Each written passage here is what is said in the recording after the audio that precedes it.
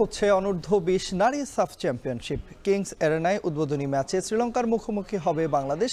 এই মুহূর্তে সেখানে আছেন আমাদের সহকর্মী ওয়াসিউল হক পান্থ। বিস্তারিত জানতে সরাসরি চলে যাচ্ছি তার কাছে। পান্থ, বাংলাদেশের প্রস্তুতি কেমন রয়েছে এবং ম্যাচ দেখতে দর্শকদের ভিড় কেমন দেখছেন, বিস্তারিত জানাবেন।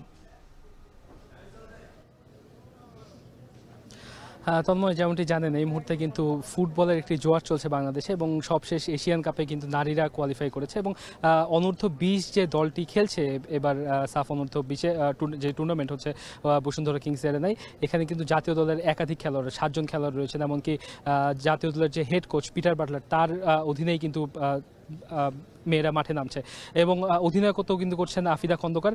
যেমনটি বলছেন, যদি আমি বলি যে প্রস্তুতির কথা, প্রস্তুতি কিন্তু আফিদা যেমনটি বলেছেন বা পিটার বাটলার বলছেন যে তাদের প্রস্তুতি কিন্তু যথেষ্ট ভালো এবং গেলবারের চ্যাম্পিয়ন কিন্তু বাংলাদেশ হয়েছে এবং গতবারের যে ফাইনালটি ছিল কমলাপুর স্টেডিয়ামে, সেখানে কিন্তু যৌথভাবে চ্যাম্পিয়ন হতে হয়েছিল, কারণ 11টি পেনাল্টি শুট আউটের পরেও যখন ফলাফল নিষ্পত্তি হয়নি তখন কিন্তু ভারত এবং বাংলাদেশকে যৌথভাবে চ্যাম্পিয়ন ঘোষণা করেছিল ম্যাচ কমিশনার।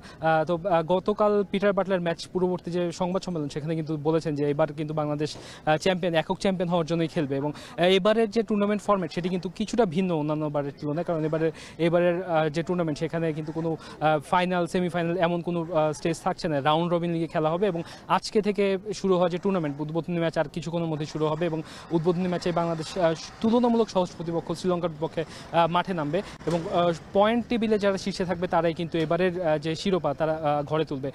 অন্যান্য দলের চেয়ে বাংলাদেশ শক্তিমত্তায় কিছুটা এগিয়ে থাকবে, কারণ বাংলাদেশ এবারের যে দল সেখানে কিন্তু 7 জন জাতীয় দলের ফুটবলার রয়েছে। অন্যদিকে অন্য যে বাকি 3টি দল রয়েছে শ্রীলঙ্কা, নেপাল এবং ভুটান, তারা কিন্তু জাতীয় দলের কোনো খেলোয়াড় তাদের এই দলের সাথে নিয়ে আসেনি এবং এই টুর্নামেন্টে বাংলাদেশের সবচেয়ে বড় প্রতিপক্ষ চ্যাম্পিয়নশিপের যদি বলি সেখানে সবচেয়ে বড় প্রতিপক্ষ কিন্তু নেপাল। তাদের যে কোচ, যিনি কোচ, তিনিও কিন্তু গতকাল বলেছেন যে তাদের দলে জাতীয় দলের কোনো ফুটবলার নেই, বরং এবারের যে টুর্নামেন্ট হচ্ছে বাংলাদেশে পারফর্ম করে তারা জাতীয় দলের যে দ্বার সেটি উন্মুক্ত করতে চায় এবং দর্শকদের যে বিষয়, কিছু দর্শক সমর্থক এসেছেন, কিন্তু এখানে কিন্তু প্রায় 2.5 ঘন্টা পরে টিকিট কাউন্টার ওপেন করা হয়েছে। তো দর্শকদের কিছুটা ভোগান্তি হয়েছে, কারণ গত বেশ কিছুদিনের তুলনায় আজকে কিন্তু তাপমাত্রার পরিমাণটা ঢাকা শহরে একটু বেশি। তো কিছুক্ষণের মধ্যেই ম্যাচ মাঠে করাবে। এই ছিল আমার কাছে সবশেষ। তন্ময়, অনূর্ধ্ব-20 নারী সাফ চ্যাম্পিয়নশিপের উদ্বোধনী ম্যাচের বিস্তারিত জানাতে আমাদের সঙ্গে যুক্ত হয়েছিলেন সহকর্মী ওয়াসিউল হক পান্থ।